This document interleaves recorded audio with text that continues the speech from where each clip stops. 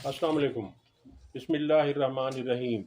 Rabbi इश्रह ली सदरी व यस्सिर ली अमरी वहलुल उक़दतम मिन लिसानी यफ़क़हू क़ौली। आज आपके सामने 6-7 खबरें रखने जा रहे हैं। ये वो खबरें हैं जो आपको मेन स्ट्रीम मीडिया नहीं दिखाता।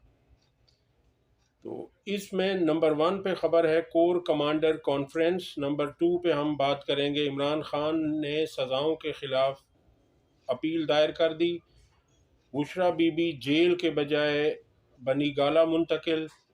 और ब्लूमबर्ग ने अपना एक सर्वे किया है, उस पर बात करेंगे। मरियम नवाज़ ने उनकी ख्वाहिश है फिर कि तहरीक इंसाफ को दहशतगर्द जमात करार दिया जाए और ये दहशतगर्द जमात है, लिहाजा इनके साथ दहशतगर्दों वाला सलूक किया जाए। और नून लीगी उम्मीदवार की निहायत बेशर्मी और बेहुदा गुफ्तगू। और इसके बाद है एहसन इकबाल के जलसे में तहरीक इंसाफ के हक में नारे लग गए। इन खबरों पे हम आपसे बात करेंगे। और आपने अगर हमारे चैनल को सब्सक्राइब नहीं किया तो इसे लाइक करें, शेयर करें और सब्सक्राइब कर दें।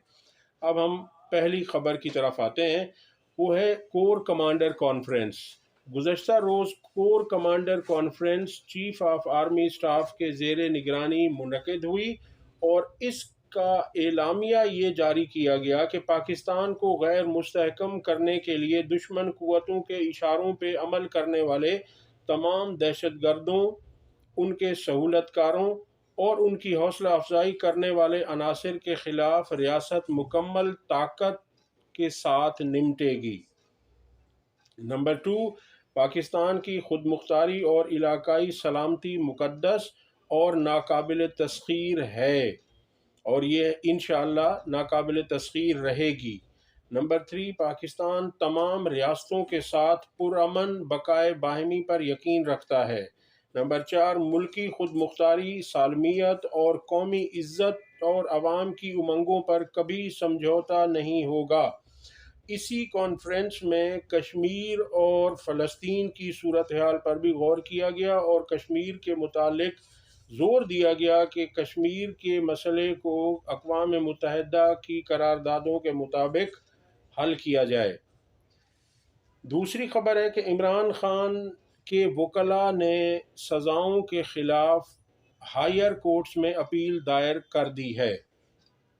इसमें बहुत सारी खामियां हैं फ़ैसलों के अंदर। मैं आपको छोटी सी बात ये बताता चलूं कि तोशा खाना में 14 साल सज़ा दी गई, जबकि साइफ़र में 10 साल सज़ा दी गई है।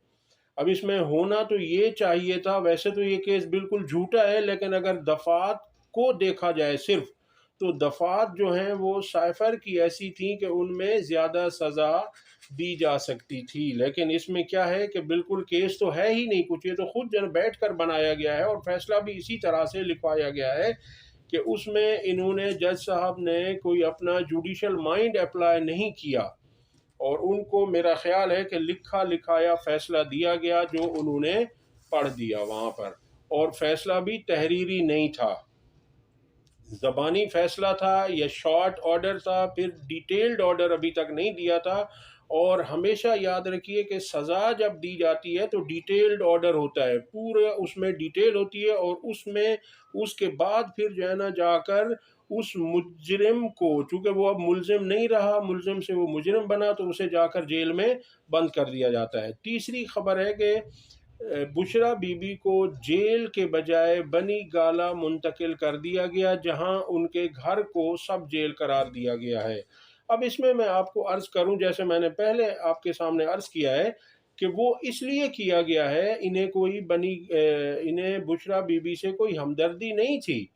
उसकी मेन वजह यह है कि जज साहब ने शॉर्ट ऑर्डर सुना दिया था, डिटेल्ड ऑर्डर नहीं लिखा था, और ये जब बुशरा बीबी को पता चला कि उन्हें सज़ा सुना दी गई है तो वो खुद अडियाला जेल आई और जेलर से कहा कि मुझे गिरफ्तार कर लें। तो जेलर ने कहा कि हमारे पास अभी ऑर्डर नहीं है, हम आपको कैसे गिरफ्तार करें, डिटेल्ड ऑर्डर होगा तब आपकी गिरफ्तारी अमल में आएगी।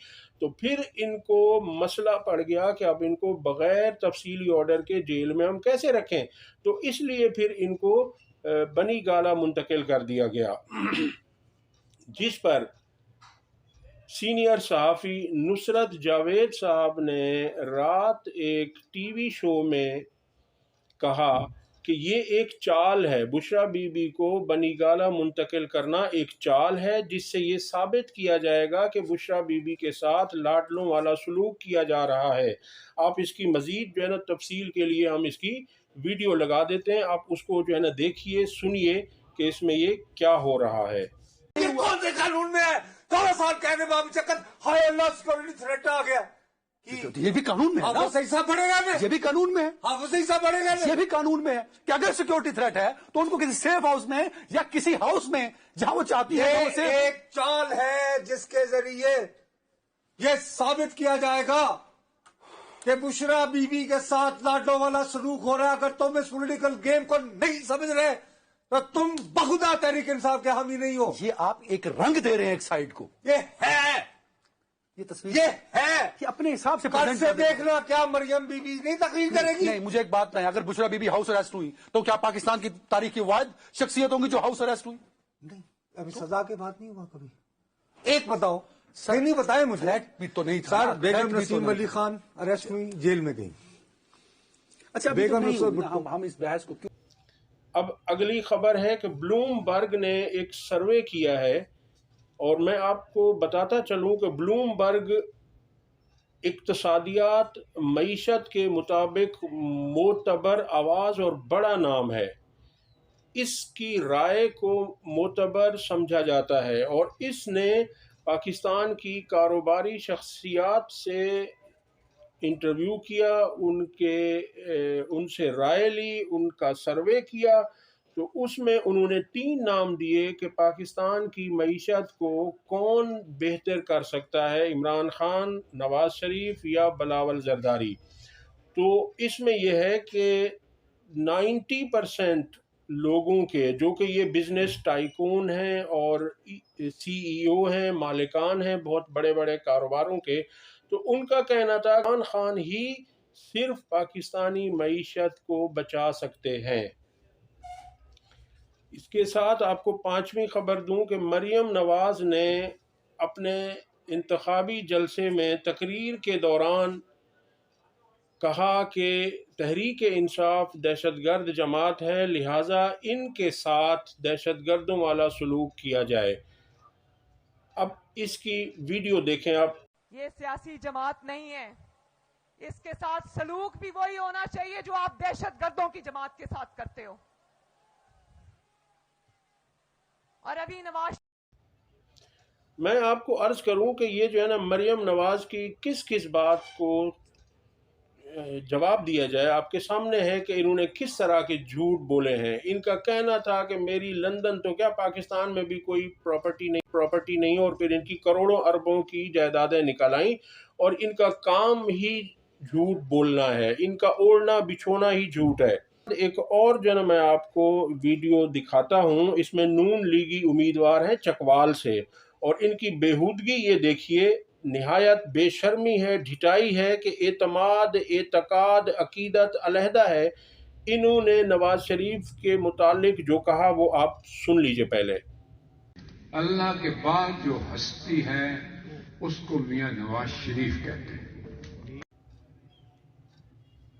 تو یہ دیکھیے یہ حال ہے، وہ صحیح کہا جاتا ہے کہ ایک تو یہ پڑھے لکھے نہیں ہیں، اور پھر یہ پڑھنے کی سمجھنے کی کوشش بھی نہیں کرتے۔ اب یہ انہوں نے ایسی بات کی ہے کہ اب اس پہ میں جو ہے کیا تبصرہ کروں، آپ خود جو ہے نا آپ نے خود دیکھ لیا ہے، سن لیا ہے، اب آپ خود اس پہ وہ کریں تبصرہ۔ اور آخری خبر ہے کہ احسن اقبال کے جلسے میں گزشتہ رات تحریک انصاف کے حق میں اور نون لیگ کے خلاف نعرے بازی ہو گئی۔